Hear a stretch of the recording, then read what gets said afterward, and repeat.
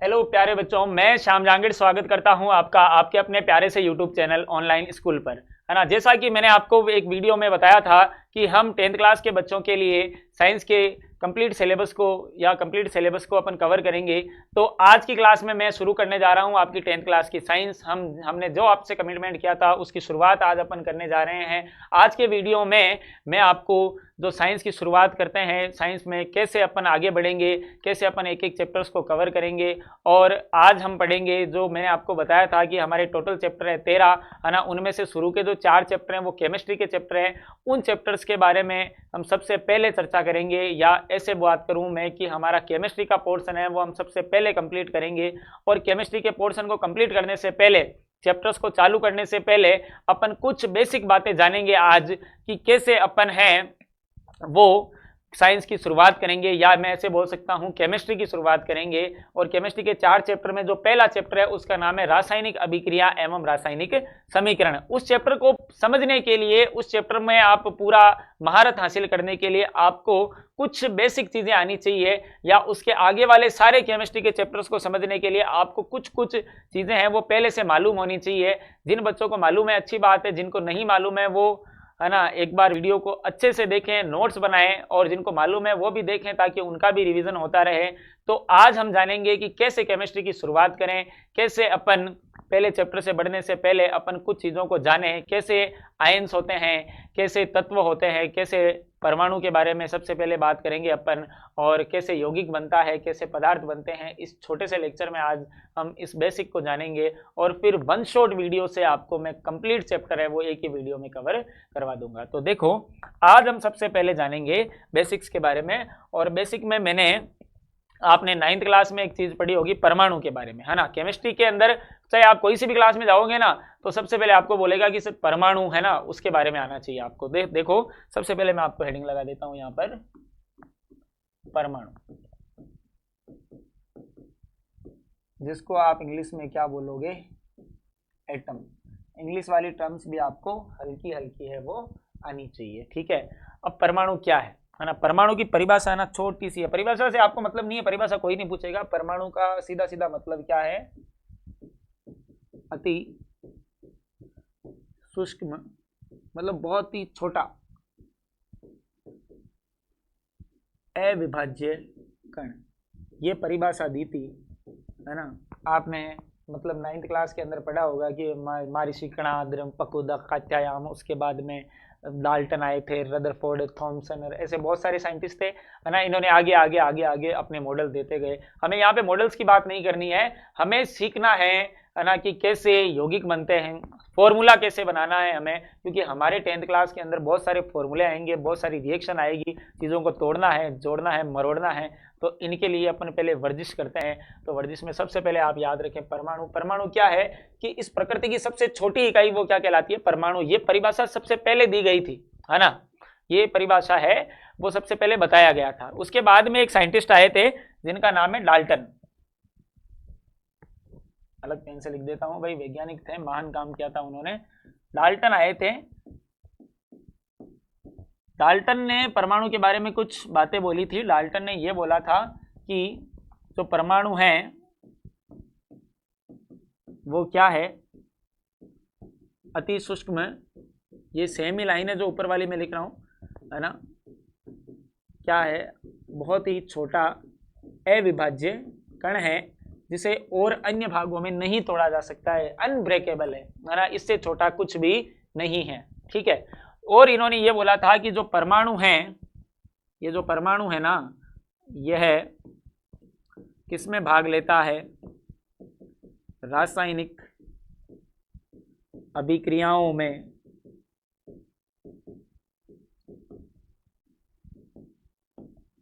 भाग लेते हैं। परमाणु रासायनिक अभिक्रियाओं में भाग लेते हैं।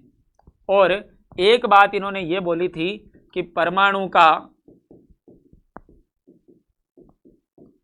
स्वतंत्र अस्तित्व नहीं होता है।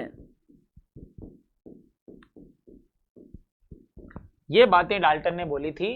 डाल्टन का कहने का ये मतलब था कि डाल्टन ने हमें परमाणु से रूबरू करवाया था सैद्धांतिक तरीके से। डाल्टन ने ये बोला था कि जो परमाणु है वो अति सूक्ष्म अविभाज्य कण है जिसे और अन्य भागों में नहीं तोड़ सकते हैं। और जो जितनी भी आप केमिकल रिएक्शन देख रहे हो, देखो पानी का बनना केमिकल रिएक्शन है, बारिश का होना केमिकल रिएक्शन है, भाप बनना केमिकल रिएक्शन है ना, एसिड बनना, एसिड टूटना, बहुत सारी चीजें हैं जो केमिकल रिएक्शन। मतलब ऐसे मान लो कि हमारी बॉडी है ना, वो भी एक केमिकल फैक्ट्री है, इसके अंदर भी बहुत सारी रिएक्शन होती है। हम खाना खाते हैं वो पचता है ना, हम सांस लेते हैं ग्लूकोज टूटता है, पादप है वो प्रकाश संश्लेषण द्वारा अपना भोजन बनाते हैं। रिएक्शन का एक ही काम है ना, कि या तो चीज बनाओ और या तोड़ दो। ठीक है, बनेगा, ठीक है, दो चीजें जुड़ जाएगी, टूटेगा, जो जुड़ा हुआ है वो टूट जाएगा, है ना। बस यही हमारे इस जो केमिस्ट्री के जो चारों चैप्टर है ना, इनका यही मतलब है। अगर देसी भाषा में बोलूं तो जोड़ना है या फिर तोड़ना है। ठीक है, तो जोड़ने तोड़ने के लिए ये चीजें आपको पहले से आनी चाहिए। ये डाल्टन की कुछ बातें थी हल्की हल्की जो डाल्टन ने परोसी थी हमारे सामने। उसके बाद में क्या हुआ, देखो उसके बाद में जो परमाणु है ना, परमाणु डाल्टन का परमाणु नहीं रहा, डाल्टन के साथ उसने धोखा कर दिया, फरेबी निकला ये।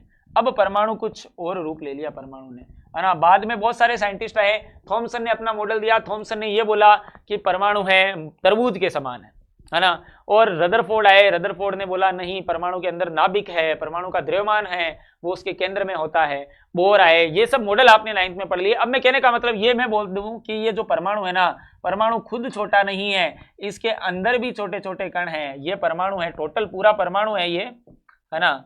और इस परमाणु का ये जो आपको बीच वाला भाग दिखाई दे रहा है, ये इस परमाणु का क्या है, नाभिक है, न्यूक्लियस बोलते हैं जिसको, है ना। इस नाभिक के अंदर उसने बोला था वैज्ञानिकों ने कि दो कण होते हैं, प्रोटॉन और कौन होते हैं, न्यूट्रॉन। प्रोटॉन के ऊपर चार्ज होता है प्लस, और चारों तरफ जो कक्षाएं हैं, इन कक्षाओं में कुछ हमारे बदमाश लोग घूमते हैं जिनका नाम क्या है, इलेक्ट्रॉन। तो अब परमाणु खुद कण नहीं रहा, परमाणु के अंदर भी और कण आ गए, और 3 प्रकार के कण होते हैं परमाणु के अंदर, ध्यान रखना। टोटल कितने कण हैं, 3 कण हैं, है ना। कौन कौन से कण है बताओ, एक तो है प्रोटॉन, प्रोटॉन को आपको डिनोट करना है P से, और इसके ऊपर चार्ज होता है धनायन, ये ध्यान रखना। एक है इलेक्ट्रॉन, ठीक है, और कौन है, इलेक्ट्रॉन को आपको E से, और ऊपर माइनस चार्ज रहेगा इलेक्ट्रॉन पर। और एक होता है न्यूट्रॉन, जो न्यूट्रॉन है ना, इसको आप N से लिखोगे, और ये उदासीन होता है, इसके ऊपर कोई भी चार्ज नहीं होता है, 0 आवेश दे दिया मैंने। जो प्रोटॉन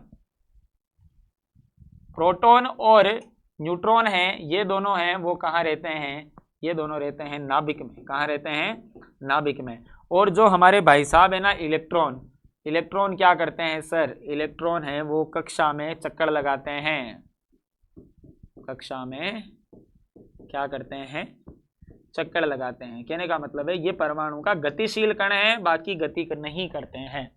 ठीक है ना, ये चीजें आपको याद रखनी है कि परमाणु है वो अब छोटा नहीं रहा, परमाणु नहीं रहा, परमाणु के भी बच्चे हैं, है ना, जो डाल्टन को दिखाई नहीं दिए। ठीक है, तो परमाणु के अंदर नाभिक होता है, नाभिक के अंदर क्या होता है, प्रोटॉन और न्यूट्रॉन होता है, और न्यूट्रॉन के ऊपर कोई चार्ज नहीं है, प्रोटॉन के ऊपर प्लस चार्ज होता है, ये गतिशील नहीं है। गतिशील कण कौन सा है सर, इलेक्ट्रॉन है। कौन सा है, इलेक्ट्रॉन है। आई सबको बात समझ में, इसका लेवे आप स्क्रीनशॉट, है ना।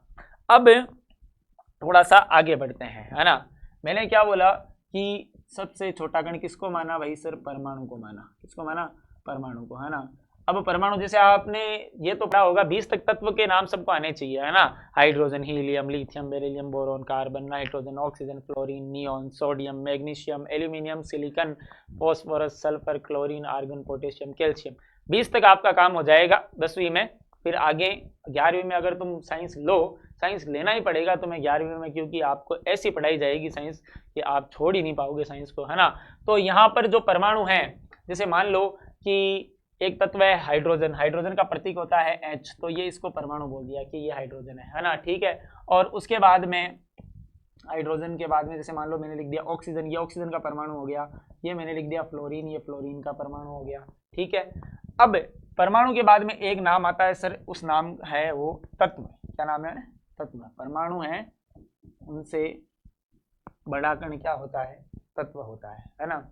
अब तत्व और परमाणु को एक ही तरीके से डिनोट किया जाता है। ऐसे मान लो आप कि ये कोई अलग से साइन नहीं बनाया किसी ने, है ना। कि जो परमाणु है उसका भी प्रतीक, जैसे हाइड्रोजन का परमाणु है उसका भी प्रतीक क्या है, H है। इसको मैं यहाँ नहीं लिखूंगा, इसको साइड में समझा देता हूं मैं कि अगर परमाणु का प्रतीक H है हाइड्रोजन का और ऑक्सीजन के परमाणु का प्रतीक O है तो तत्व के लिए भी कोई अलग से प्रतीक नहीं है। तत्व और जो परमाणु है इन दोनों में, अगर आपको मैंने बोला कि हाइड्रोजन का तत्व है, हाइड्रोजन एक तत्व है, उसका प्रतीक लिखो H, और परमाणु है तो उसका भी प्रतीक क्या होगा H, मतलब दोनों का प्रतीक क्या है, सेम है ना। कि आपसे बोले कि हाइड्रोजन का तत्व है तो उसका प्रतीक बताओ H, ऑक्सीजन का तत्व है उसका प्रतीक बताओ O, परमाणु है तो वो ही प्रतीक है। आई सबको बात समझ में। अब जो परमाणु है वो आपस में मिलकर क्या बनाते हैं, वो बनाते हैं अणु। क्या बनाते हैं, अणु, और सेम समान परमाणु होने चाहिए। क्या होने चाहिए, समान परमाणु। अब देखो जो परमाणु है वो मिलकर बनाएंगे क्या, अणु। क्या बनाएंगे, अणु, है ना। और वो भी कैसे, इसकी परिभाषा क्या होगी वो भी लिखा देता हूं मैं। या फिर जो परमाणु है वो क्या बनाएगा सर, वो बनाएगा यौगिक, कंपाउंड बनाएगा, है ना।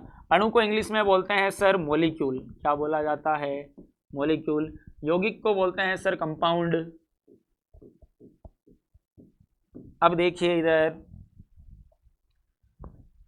समान तत्वों या परमाणुओं का समूह, समान तत्वों या मैं बोल दूं परमाणु, भाई तत्व और परमाणु को एक ही मान लिया, दोनों का प्रतीक सेम है ना, तो एक ही है। समान तत्वों या परमाणुओं का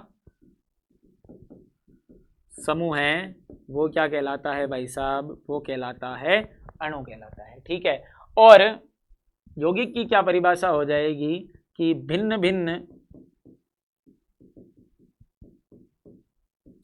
तत्वों या परमाणुओं, ये तत्व के बारे में लोवेशिये नाम के वैज्ञानिक थे, उन्होंने बताया था, लोवेशिये ने, है ना। फिर प्रतीक अलग किसी ने नहीं दिया, प्रतीक वही है जो परमाणु के प्रतीक होते हैं ना भाई, तो कंफ्यूज नहीं रहना कि परमाणु क्या है तत्व क्या है, सेम ही है, ऐसे मान लो तुम, तो ऐसे मान लो बस, ठीक है। तो भिन्न भिन्न तत्वों या परमाणुओं के समूह को क्या बोलते हैं, यौगिक कहते हैं। क्या कहते हैं, यौगिक। ये इनकी परिभाषा हो गई। देखो सबसे छोटी इकाई क्या होगी, परमाणु। परमाणु तत्व दोनों एक ही जैसे मानने जाने लग गए। उसके बाद में परमाणुओं ने मिलकर क्या बनाया, जब सेम परमाणु मिल गए। अब देखो जैसे मान लो कि मैं आपको एग्जांपल देता हूं, यहाँ पे एग्जांपल लिख लेते हैं नीचे कि अणु का एग्जांपल लिखो। परिभाषा देखो, समान तत्व या परमाणु होने चाहिए। अब ये जो है ना, ये एक परमाणु है मान लो, तो ये हाइड्रोजन है, हाइड्रोजन के समान ही क्या होगा, फिर वापस हाइड्रोजन होगा। अगर ये दोनों जुड़ जाएंगे तो बन जाएगा H2, ये बन गया अणु। क्या बन गया, अणु। जैसे मैंने लिखा ऑक्सीजन प्लस ऑक्सीजन, है ना, तो ये यहाँ पर क्या बन गया, O2, ये बन गया ऑक्सीजन का अणु, है ना। मैंने लिखा oxygen plus oxygen plus oxygen, 3 oxygen हो गया O3। ये O3 आपको याद रखना है, ये होता है ओजोन का सूत्र। ओजोन हमारे समताप मंडल की एक परत है जो सूर्य से आने वाली अल्ट्रावायलेट रेज से हमारी स्किन की प्रोटेक्शन करती है ना, सूर्य से आने वाली हानिकारक पराबैंगनी किरणों से हमारी रक्षा करती है। ये एक लेयर है और आप छोटी क्लासों से पढ़ते आ रहे हो ओजोन परत को खतरा है, खतरा है। मैं फर्स्ट क्लास से पढ़ता आ रहा हूँ कि ओजोन को खतरा है। ये खतरा कब तक चलेगा यार, है ना, 23 साल तो मेरे को हो गए देखते हुए, ठीक है। तो अब ये खतरा मेरे हिसाब से, अगर इतना खतरा किसी आम आदमी को होता है तो उसकी सातों पीढ़ियां खत्म हो जाती है ना। ओजोन की भाई छाती बहुत गड्डी है ना, ओजोन अभी तक चल रहा है, ठीक है। इसके बारे में आगे बात करेंगे अपन, ये हमारे पर्यावरण वाले चैप्टर में काम में आएगा। फॉर्मूला आप याद रखें, ओजोन का सूत्र क्या होता है, O3 होता है। इसमें देखो तीनों के तीनों परमाणु सेम है, तीनों के तीनों ऑक्सीजन है ना, तो ये क्या हो गया, अणु हो गया। कहने का मतलब है, मैं ये कहना चाहता हूं कि यदि सभी परमाणु समान है ना, और वो जुड़ जाते हैं आपस में, तो वो क्या बनेगा सर, वो बनेगा अणु, ठीक है। यौगिक की परिभाषा क्या लिखी मैंने कि भिन्न भिन्न तत्वों या परमाणुओं के समूह क्या कहलाते हैं, यौगिक कहलाते हैं। बिल्कुल सही बात है ना। अब मान लो कि इसका एग्जाम्पल आपसे पूछे तो एग्जाम्पल क्या लिखेंगे सर। एग्जाम्पल में मैं लिखा कि एक हाइड्रोजन ले लो और एक क्लोरीन ले लो, है ना, ये दोनों परमाणु है, ठीक है। इनसे मिलकर क्या बन गया सर, इनसे मिलकर बन गया सर HCl। क्या बन गया, HCl, है ना। ये देखो एक यौगिक बन गया, हाइड्रोक्लोरिक अम्ल बोलते हैं इसको, ठीक है। और यहाँ पर परमाणु दोनों सेम है क्या, नहीं सर, एक हाइड्रोजन का है, एक किसका है, एक क्लोरीन का है सर, दोनों सेम नहीं है। कहने का मतलब यहाँ पर दोनों परमाणु अलग अलग है। आई ना सबको बात समझ में, है ना। जैसे मान लो कि मैंने लिख दिया Mg, ये मैग्नीशियम है, ऑक्सीजन लिख दिया, यहाँ पर क्या बन गया MgO। देखो ये बनना है ये केमिकल रिएक्शन होती है ना, उसमें यहाँ पर 2 लगाते हैं, वो आगे की बात है। अभी केवल मैं आपको जनरल चीज बता रहा हूं कि ये एक परमाणु अलग है, इससे अलग है, दोनों अलग अलग है। तो यहाँ पर जो तीसरी नई चीज बनी है, वो मिश्रण बना है, वो क्या कहलाता है सर? वो यौगिक कहलाता है। ठीक है। और यहाँ पे एक तत्व दूसरा है, एक तत्व दूसरा है, एक मैग्नीशियम है, एक ऑक्सीजन है, इन्होंने मिलकर मैग्नीशियम क्या बनाया? ऑक्साइड। तो ये सब चीजें क्या कहलाएगी? ये यौगिक कहलाएगी। और ये सब चीजें हैं वो क्या कहलाएगी? अणु कहलाएगी, है ना। इसका लेवे आप स्क्रीनशॉट। देखो, सबसे छोटी गई परमाणु, समान परमाणुओं का समूह अणु। परमाणु और तत्वों को दर्शाने का तरीका सेम है, ठीक है। और अगर परमाणु अलग अलग लिए आपने तो वो क्या बन जाएगा सर? वो बन जाएगा यौगिक। आई सबको बात समझ में? अब बढ़ते हैं आगे। अब एक नाम आता है हमारे पास में पदार्थ। क्या नाम आता है? पदार्थ, है ना। पदार्थ क्या होता है? सब्सटेंस बोलते हैं जिसको। देखो, ऐसे आपने पढ़ा होगा, परमाणु मिलकर अणु, अणु तत्व, तत्व से यौगिक, यौगिक से क्या बनता है? यौगिक से क्या बनता है? पदार्थ बनता है। ऐसे होता है ना, ठीक है। तो जो पदार्थ है, पदार्थ की परिभाषा क्या होगी कि वह वस्तु, दूसरे पेन से लिख देता हूं मैं,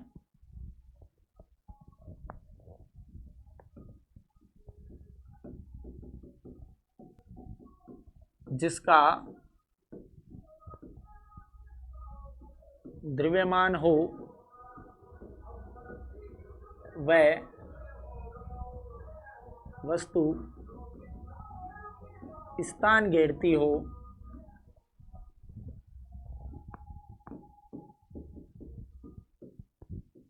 स्थान घेरती हो, क्या कहलाता है? पदार्थ कहलाता है। जैसे मान लो कि कोई भी चीज है, जैसे मान लो आप खुद हो, आप एक पदार्थ हो, आपका निश्चित द्रव्यमान है, घटता बढ़ता रहता है ना। मतलब एक द्रव्यमान तो है और आप स्थान घेरते हो। भाई आप जिमड़े की पंगत में बैठते हो, खाली जगह चाहिए ना, या ऐसे ऊपर ही पड़ जाते हो किसी के, है ना। कहने का मतलब है कि आप एक स्थान घेरोगे, अर्थात आपका आयतन है और आपका द्रव्यमान है, अर्थात जिस वस्तु के अंदर क्या रहेगा? मास रहेगा, आयतन द्रव्यमान रहेगा, और उसका वॉल्यूम रहेगा, मतलब उसका क्या रहेगा? आयतन रहेगा।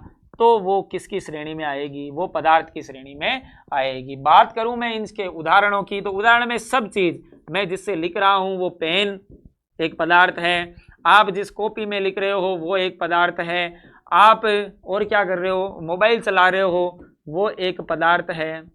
और सर एक नाम देखो क्या लिखा है मैंने, वायु भी क्या है? एक पदार्थ है। कैसे होगा सर वायु पदार्थ? सर वायु भी स्थान घेरती है। कैसे घेरती है? गुब्बारे फुलाए बर्थडे पे, है ना, दोस्त के बर्थडे पे जाते हो, है ना, तो बाद में मिलता है केक, पहले आपको गुब्बारे फुलाने पड़ते हैं। गुब्बारे में क्या भरी? हवा भरी। तो उस गुब्बारे का कुछ ना कुछ मासवार गुब्बारा बढ़ गया। कहने का मतलब है आयतन घेरा या नहीं घेरा वायु ने? तो वायु भी क्या है? एक पदार्थ है। आई ना बात समझ में? ये पदार्थ होता है, ठीक है। तो ये बेसिक सी चीजें, बिल्कुल बच्चों की चीजें हैं, लेकिन ये आपको आनी चाहिए, आगे हमारे लिए ये काम की है, ठीक है ना। अब देखो इधर कि अब हम जानेंगे कि हमारा जो पहला चैप्टर है, उस चैप्टर का नाम है रासायनिक अभिक्रिया एवं रासायनिक समीकरण। तो अभिक्रिया करने के लिए अब देखो, आपको घर पे मान लो चूरमा बनाना है ना। चूरमा हमारा उत्पाद है, वो हमें बनाना है। उसको बनाने के लिए आपको बहुत सारी चीजें चाहिए, नहीं चाहिए? अरे भाई चाहिए ना। आटा चाहिए, और क्या चाहिए? घी चाहिए, शक्कर चाहिए, काजू बादाम, ये जो ड्राई फ्रूट्स वगैरह, ये सब चाहिए, है ना। इन सब को आप लाओगे, मिलाओगे, उसके बाद में आपका चूरमा बनेगा, भगवान को चढ़ेगा, फिर हमारे पेट में जाएगा। इतनी लंबी प्रोसेस से गुजरा भाई, बहुत ही लंबी प्रोसेस हो गई, है ना। तो ये जो प्रोसेस है, इस प्रोसेस को लास्ट में हमारा जो क्रियाफल है वो हमें लेने के लिए बड़ी मशक्कत करनी पड़ी। वही मशक्कत हमें यहाँ करनी पड़ेगी। तो हमें सबसे पहले चूरमा खाने के लिए, बनाने के लिए नॉलेज होना चाहिए घी का, शक्कर का, ड्राई फ्रूट्स का, इन सब का, है ना। तो हम ये जानेंगे कि जो केमिस्ट्री के अंदर अपन रासायनिक अभिक्रिया पढ़ेंगे, उसमें हम पढ़ेंगे यौगिकों के बारे में। यौगिक मतलब कि भाई कोई भी पदार्थ है या कोई भी दो तत्व है, वो आपस में मिलकर एक तीसरा नया तत्व बनाते हैं, वो यौगिक कहलाता है। तो यौगिक बनता कैसे है ना। हमेशा ध्यान रखना कि अगर एक तत्व है, कोई भी तत्व है, ये आपको चीज मालूम होनी चाहिए कि अगर किसी ने कोई इलेक्ट्रॉन का क्या करे, त्याग करे, तो उसके ऊपर आएगा प्लस। क्या आएगा? प्लस, जिसको हिंदी में बोलते हैं धनावेश। क्या बोलते हैं? धनावेश। अगर कोई तत्व इलेक्ट्रॉन क्या करे, ग्रहण करे, तो उसके ऊपर क्या आएगा माइनस। इसको क्या बोलते हैं, इसको बोलते हैं सर ऋणावेश। सर आप बताओ कैसे होता है, क्या होता है? ये आपने 9th क्लास में पढ़ा है, लेकिन फिर भी मैं आपको एक चीज वापस बता देता हूं। देखो जैसे मान लो कि मैंने यहां पर एग्जाम्पल लिखा है एक सोडियम का। सोडियम कितने नंबर पे आता है सबको मालूम है, 11 नंबर पे आता है। इसका अगर मैं इलेक्ट्रॉनिक विन्यास लिखूंगा तो 2,8,1। ठीक है, अब प्रत्येक तत्व ये चाहता है कि मेरा बाह्यतम कोश पूरा पूरा भरा रहे। भाई दूसरे कोश में 8 इलेक्ट्रॉन है, तीसरे में भी 8 होने चाहिए। इसके पास कितना है, 1 है। ये सीक्वेंस आपको आती है, पहले कोश में 2, फिर 8, फिर 8, फिर 18, 18, 32, है ना। ये इलेक्ट्रॉन भरने के लिए आपको सीक्वेंस याद रखनी है ना, नंबर याद रखने, मैजिक नंबर। ठीक है, तो यहां पर पहला कोश में 2 इलेक्ट्रॉन है भरा है, दूसरा 8 है भरा है, तीसरे में 1 है। चाहिए कितने, 7।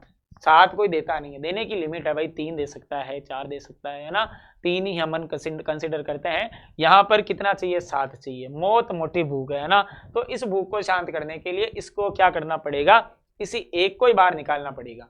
तो ये एक को बाहर क्यों निकालेगा, देखो कोई भी तत्व इलेक्ट्रॉन क्यों त्यागता है, क्यों ग्रहण करता है, ये ध्यान रखना। ये दोनों के दोनों कारण हैं, इन दोनों का कारण एक ही है कि प्रत्येक तत्व है वो क्या चाहता है, वो ये चाहता है कि वो क्या हो, उसका अष्टक पूर्ण हो जाए। अष्टक पूर्ण होने का मतलब है कि बाह्यतम कोश में इलेक्ट्रॉनों की संख्या है वो पूरी पूरी कंप्लीट भरी रहे, है ना। तो इस सोडियम के बाह्यतम कोश में कितना इलेक्ट्रॉन है, 1 इलेक्ट्रॉन है ना। 7 चाहिए तो 7 कोई देगा नहीं, तो इसको बाहर निकालना पड़ेगा और ये इलेक्ट्रॉन का क्या करेगा, ये इलेक्ट्रॉन का त्याग करेगा। इलेक्ट्रॉन का त्याग करेगा तो ऊपर क्या आएगा, प्लस। कितने इलेक्ट्रॉन का त्याग किया, 1 का, तो ऊपर कितनी बार प्लस आएगा सर, 1 बार प्लस आएगा। अगर दूसरा एग्जांपल मैंने लिया यहां पर किसका, मैग्नीशियम का। सर मैग्नीशियम का परमाणु क्रमांक, एटॉमिक नंबर कितना होता है सर, 12। तो 12 इसमें इलेक्ट्रॉन है अभी, है ना, ऊपर। अब देखो देखो देखो देखो, जो सोडियम है ना, सोडियम के अंदर प्रोटॉन 11 है, इलेक्ट्रॉन भी 11 है, जब तक उसने कुछ नहीं किया है। अब इसके अंदर बताओ, इसके अंदर इलेक्ट्रॉन कितने हैं, 1 इलेक्ट्रॉन त्याग दिया, तो अब इलेक्ट्रॉन कितने बच गए इसके अंदर, इसके अंदर 10 इलेक्ट्रॉन है और प्रोटॉन वही के वही है, ध्यान रखना 11। प्रोटॉन कभी आगे पीछे नहीं होता है, मस्ती करने वाला घूमने वाला कौन है, इलेक्ट्रॉन ही है। तो प्रोटॉन के साथ में कोई भी छेड़छाड़ नहीं होगी, ये ध्यान रखना। प्रोटॉन ऑलवेज अपने नंबर को कांस्टेंट रखते हैं, वो नियत रहते हैं, वो कभी भी इधर उधर नहीं होंगे। ठीक है, छोटे बच्चे आराम से समझेंगे चीज को, है ना, बोर नहीं होना है, अच्छे से कंसंट्रेट करके पढ़ना है आपको। ये छोटी छोटी चीजें ही आगे बहुत ज्यादा मैटर करेगी। और जैसा कि मैंने इस छोटे से हमारे जो शिक्षण क्या बोलते हैं उसको पढ़ाने का जो अनुभव है, इसमें मैंने यही देखा है कि बच्चे किस चीज में गलती करते हैं, उन्हीं गलतियों को मैं मद्देनजर रख के आपको पढ़ा रहा हूं। आपको ये चीज अभी छोटी लग रही है, लेकिन बाद में जब तुम फॉर्मूले बनाते हो ना, तुम बहुत ही गजब के काम करते हो, है ना भाई। सोडियम के साथ में ऑक्सीजन को डायरेक्ट NaO, ये बन गया सोडियम ऑक्साइड, है ना, कुछ भी जोड़ सकते हो तुम। ठीक है, इसीलिए मैंने आपको पहले बता दिया कि यहाँ पर ये 1 इलेक्ट्रॉन त्यागेगा, मतलब कितना प्लस, 1 प्लस। मैग्नीशियम के पास में टोटल इलेक्ट्रॉन कितने हैं सर, 12 है ना। तो इलेक्ट्रॉनिक विन्यास लिखो, इलेक्ट्रॉनिक विन्यास है सर 2,8,2। पहले में 2, दूसरे में 8, तीसरे में भरते तो 8 है लेकिन है ही 2, टोटल 12 हो गए। अब बताओ इसको कितने चाहिए सर, इसको 6 चाहिए। 6 कोई देता है क्या, नहीं देता है, तो 2 का क्या करेगा सर, ये त्याग करेगा, बिल्कुल करवा दो। तो ये 2 इलेक्ट्रॉन का क्या करेगा, त्याग करेगा। 2 इलेक्ट्रॉन का त्याग किया, ऊपर क्या आया सर, प्लस आएगा। कितने इलेक्ट्रॉन त्यागे सर, 2, तो कितनी बार प्लस आया सर, 2 बार प्लस आया। ये 2 इसका आवेश है, ध्यान रखना, +2 इसका आवेश है। ठीक है ना। अगर मैं बात करूं, जैसे मान लो कि मैंने यहां पर कोई ऋणायन लिया, है ना। अब भाई ऋणायन के लिए क्या होता है, ऋणायन का मतलब अभी मैंने बताया था, ऋणायन क्या करता है, इलेक्ट्रॉन ग्रहण करता है। क्या करता है, इलेक्ट्रॉन ग्रहण करता है ना। इलेक्ट्रॉन ग्रहण करने पर उसके ऊपर माइनस आएगा या ऋणायन आएगा। कौन सा पेन लें बताओ, गर्ल्स फेवरेट पिंक, है ना। ठीक है, इलेक्ट्रॉन कोई भी चीज ग्रहण करेगी ना तो उसके ऊपर क्या आएगा, माइनस आएगा। ठीक है, एग्जाम्पल लेते हैं, जैसे मान लो हमारे भाई साहब है क्लोरीन, इसी का बहुत ज्यादा अपन है ना बेल बनाते हैं इसकी। तो Cl है, Cl कितने नंबर पे आता है, चलो बताओ फटाफट से, 11, 12, 13, 14, 15, 16, 17 गिन लिया, है ना। कितने नंबर पे आया रे टाबरू, 17 नंबर पे आया। चलो फिर इसका इलेक्ट्रॉनिक विन्यास भी लिख के बता दो, तुम अच्छे बच्चे हो, बताओ इलेक्ट्रॉनिक विन्यास कितना होगा सर। इलेक्ट्रॉनिक विन्यास में पहले में 2 बढ़ते हैं हम, दूसरे में 8 बढ़ते हैं, तीसरे में भी 8 बढ़ते हैं, लेकिन 2 और 8 10 और 17 ही है टोटल। सर मामला ही खत्म हो गया, कितने पर, 7 पर। कोई बात नहीं भाई, 7 ही रहने दे। अब इसको भूख कितनी सी है सर? थोड़ी सी भूख है, आधी रोटी और दे दो ना, काम हो जाएगा, है ना। तो बताओ क्या करें फिर, आधी रोटी दे दें? बिल्कुल, एक इलेक्ट्रॉन आते ही मामला सेट हो जाएगा इसका, भाई घर बन जाएगा, है ना। एक बिहार ला दो इसके, बाकी सब मामला सेट है ना। तो यहां पर इसको एक इलेक्ट्रॉन चाहिए, है ना। एक इलेक्ट्रॉन दे दिया है भाई, एक इलेक्ट्रॉन लेना जायज है, 2 लेना जायज है, 3 लेना जायज है, 6 7 7 का मामला नहीं होता है सेट। तो ये हमारे भाई साहब क्या करेंगे, चुपके से जाएंगे बिहार और लुगाई लेके आएंगे। कितना इलेक्ट्रॉन लेके आया सर? एक इलेक्ट्रॉन। एक इलेक्ट्रॉन इसने ग्रहण कर लिया। इसने क्या कर लिया सर? एक इलेक्ट्रॉन ग्रहण कर लिया। तो इस Cl के ऊपर आ जाएगा सर माइनस, और कितना किया? एक। तो एक बार माइनस, एक को दर्शाने की आवश्यकता नहीं है। आई सबको, टावरों को बात समझ में? सर बिल्कुल आ रही है, आ रही है, नहीं आ रही है तो भी आ जाएगी, है ना, धैर्य रखें। सर ऑक्सीजन, सर ऑक्सीजन का नंबर है सर 8। सर इसका इलेक्ट्रॉनिक विन्यास बता दो जरा। सर पहले में 2, दूसरे में सर, दूसरे में 8 भरते हैं, लेकिन 8 तो टोटल ये 2 भर दिए, बच्चे कितने सर? 6। कोई बात नहीं, 6 लगा दो भाई। अब बताओ क्या करें, कितने चाहिए दूसरे में? दूसरे में टोटल होने चाहिए 8। कितने की भूख है सर? 2। एक बियारण लाया था लेकिन चली गई, दूसरी और लानी पड़ेगी। कितने? 2 इलेक्ट्रॉन चाहिए, है ना। 2 इलेक्ट्रॉन भी लेना जायज है भाई, तो ये 2 इलेक्ट्रॉन ग्रहण करेगा। 2 इलेक्ट्रॉन ग्रहण किया तो कितनी बार माइनस? कितनी बार माइनस सर? 2 बार माइनस। कोई दिक्कत नहीं है ना। समझ गए किस तत्व पर क्यों प्लस आता है, किस पर क्यों माइनस आता है? आई बात समझ में कि किसी तत्व के ऊपर प्लस है तो इलेक्ट्रॉन त्याग रहा है, कोई तत्व इलेक्ट्रॉन ग्रहण कर रहा है तो उसके ऊपर माइनस है। और एक जनरल डेफिनेशन याद रखें आप, जो तत्व इलेक्ट्रॉन का त्याग करेगा उसका ऊपर प्लस है तो वो धातु है, और जो तत्व इलेक्ट्रॉन ग्रहण करेगा उसके ऊपर माइनस है तो वो क्या है सर? वो अधातु। ठीक है।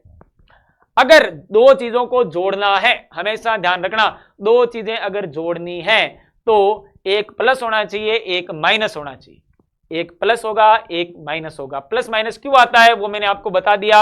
अब मैं आपको एक चीज लिखा देता हूं यहां पे कि अगर 2 तत्व जुड़ेंगे और यौगिक बनेगा, या क्या बनता है भाई, क्या बनाते हैं अपन? यौगिक बनाते हैं, तब एक तत्व प्लस और दूसरा, एक तत्व तो प्लस रहेगा और दूसरा क्या रहेगा? माइनस रहेगा, है ना। कभी भी प्लस और प्लस नहीं जुड़ेंगे, कभी भी माइनस और माइनस नहीं जुड़ेंगे। जोड़ना है तो प्लस और माइनस को जोड़ो। शादी लड़के और लड़की की कराओ। कहने का मतलब है कि विपरीत आवेश में ही क्या होता है? आकर्षण होता है। आकर्षण का मतलब है कि ये दोनों एक दूसरे को अट्रैक्ट करते हैं, और ये दोनों हैं, ये समान आवेश हैं, समान आवेश के अंदर है, वो क्या होगा टाबरों? प्रतिकर्षण होगा। थोड़ी सी अंग्रेजी बोल लेते हैं कि जो सेम चार्ज है वो always repel to each other, and opposite charge है वो अट्रैक्ट टू ईच अदर, है ना। प्लस माइनस को अट्रैक्ट करेगा। कहने का मतलब है अगर आप किसी भी 2 चीजों को जोड़कर तीसरी नई चीज बनाना चाहते हो तो उनमें से एक प्लस होना चाहिए और एक क्या होना चाहिए? माइनस। कभी भी प्लस प्लस को नहीं जोड़ना है। कोई, है ना, ये अपना मूर्खता का प्रमाण नहीं देगा कि Na के साथ में Mg को जोड़ दिया, ये प्लस है ये भी प्लस है, ऐसा हो ही नहीं सकता, है ना। ऐसा आप कर ही नहीं सकते, ये बिल्कुल बिल्कुल गंदी बात है ना। ये काम आपने करना ही नहीं है, ठीक है ना।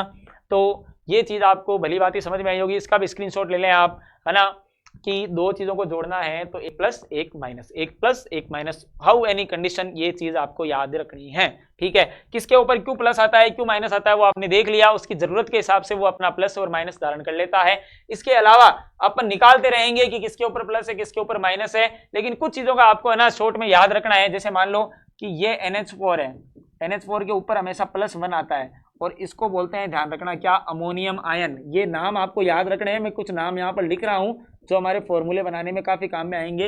ये है अमोनियम आयन, ठीक है। एक लिखा मैंने SO4, SO4 के ऊपर हमेशा आपको याद रखना है -2 आता है। ये कौन सा आयन है सर? ये है सल्फेट आयन, है ना। आयन नाम पीछे क्यों जुड़ा? क्योंकि ऊपर प्लस या माइनस आ गया इसलिए। सर एक OH के ऊपर भी -1 आता है, इसका नाम है सर हाइड्रोक्साइड आयन। कौन सा आयन है ये? Hydroxide ion. इसका भी नाम आपको याद रखना है, ये हमारे काफी काम में आते हैं। दो तीन चीजें हैं जो हमारे काफी काम में आती है। एक आता है CO3, उसके ऊपर -2 आता है, इसका नाम है सर कार्बोनेट आयन। कौन सा आयन है ये टाबरों? कार्बोनेट आयन, ठीक है।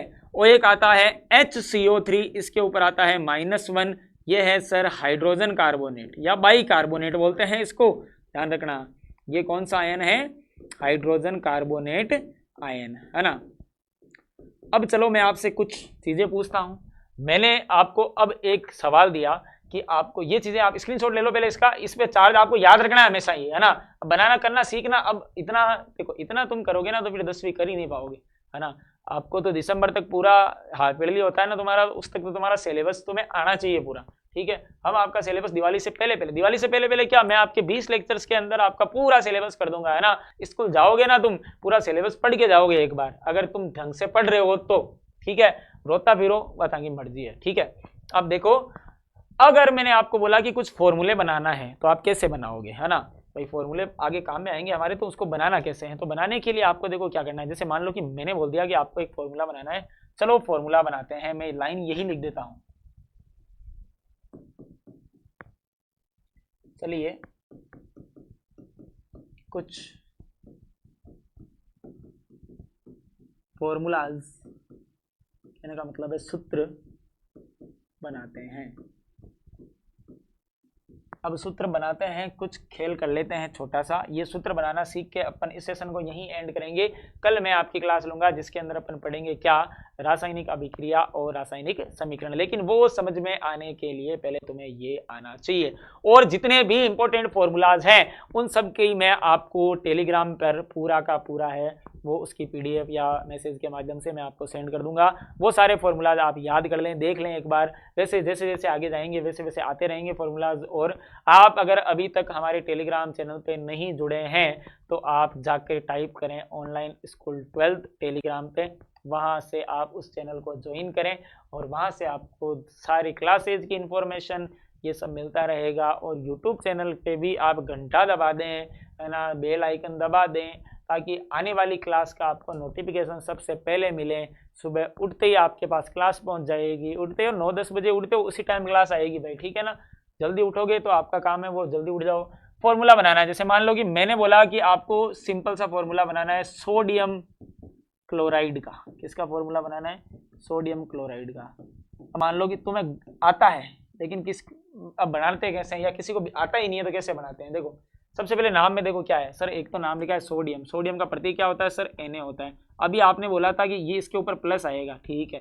क्लोराइड, क्लोराइड मतलब क्लोरीन है सर, क्लोरीन के ऊपर क्या आएगा सर? क्लोरीन Cl है, Cl के ऊपर क्या आता है? माइनस आता है। क्या आता है? माइनस। तो आप कुछ मत करो, इसके ऊपर 1 है, इसके ऊपर भी 1 है। सबका जो ऊपर वाला चार्ज है ना वो इसके कोने में ले आओ, नीचे ले आओ, ये इसके नीचे ले आओ। इसके नीचे भी 1 आ गया, इसके नीचे भी 1 आ गया। अगर दोनों में सेम है तो कुछ लगाने की जरूरत नहीं है, डायरेक्ट दोनों का नाम लिख दो। क्या? NaCl। क्या हो गया? इसका फॉर्मूला क्या हो गया? NaCl। जैसे मान लो कि मैंने एक फॉर्मूला दिया आपको, कि मैंने बोला कि आपको फॉर्मूला बनाना है मैग्नीशियम क्लोराइड का। भाई क्लोराइड वाला कंसेप्ट थोड़ा क्लियर कर देते हैं। क्लोराइड, फ्लोराइड, ब्रोमाइड ऐसे आ जाए ना, देखो फ्लोराइड आ जाए तो फ्लोरीन लिखना है, क्लोराइड आ जाए तो Cl लिखना है, ब्रोमाइड आ जाए तो Br लिखना है। और क्लोरीन, फ्लोरीन, ब्रोमीन, इन सब के ऊपर कितना चार्ज होता है? -1। कितना चार्ज होता है? -1 होता है, ठीक है ना। मैग्नीशियम, सर अभी बताया था आपने, मैग्नीशियम 12 नंबर पे आता है, उसका प्रतीक होता है सर Mg। 2 8 2 इलेक्ट्रॉनिक विन्यास है सर उसका। भाई तुमको उसमें 2 इलेक्ट्रॉन है सर, उसके 6 की भूख थी सर उसको, लेकिन भूख मिटा नहीं पाया सर वो, सर उसने 2 बाहर ही फेंक दिए। तो इसके ऊपर चार्ज क्या आ गया भाई साहब? इसके ऊपर चार्ज आ गया +2। बात आ रही है समझ में, है ना। क्लोराइड है सर, क्लोराइड 17 पे आता है सर, Cl लिख दो, कोई दिक्कत नहीं है। वही सेम चार्ज कितना? -1। ऐसे नहीं है इसके साथ जुड़ा है तो इसके ऊपर -2 आ जाएगा। अब क्या करना है? फॉर्मूला कैसे बनाना है? इसके ऊपर 1 है ना, जिसका चार्ज है वो अगले वाले को दे दो, जिसका चार्ज है वो अगले वाले को दे दिया जाएगा।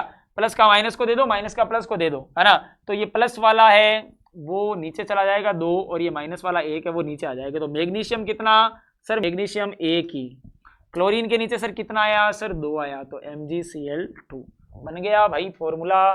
किसी को कोई समस्या आई? नहीं आई सर, ये तो हलवा हो गया एकदम। चलो फिर ये आप बना के बता दो टाबरों, आप बना के बताओ मेरे को किसका? मैग्नीशियम ऑक्साइड का सर आप मेरे को बना के बताओ, एक किसका बना के बताओगे, सोडियम हाइड्रोक्साइड का,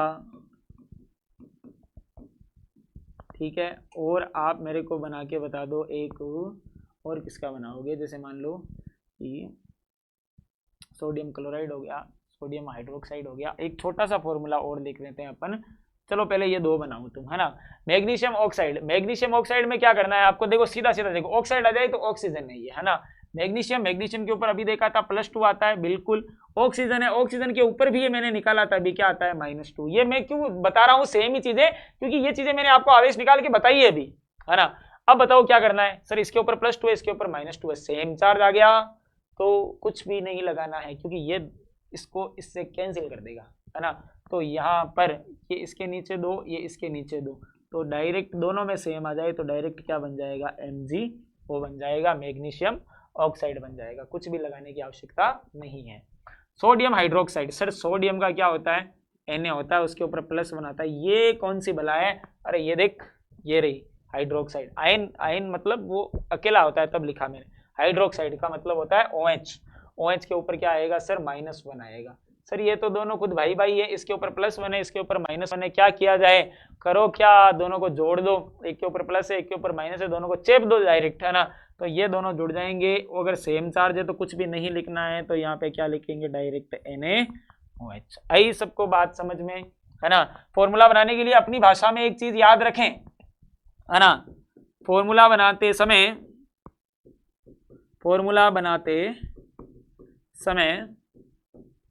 क्या करना है, प्लस एंड माइनस को ही जोड़ना है, प्लस प्लस नहीं जुड़ेगा, ये तो मैंने बोल दिया आपको, ठीक है। चार्ज ट्रांसफर करने हैं,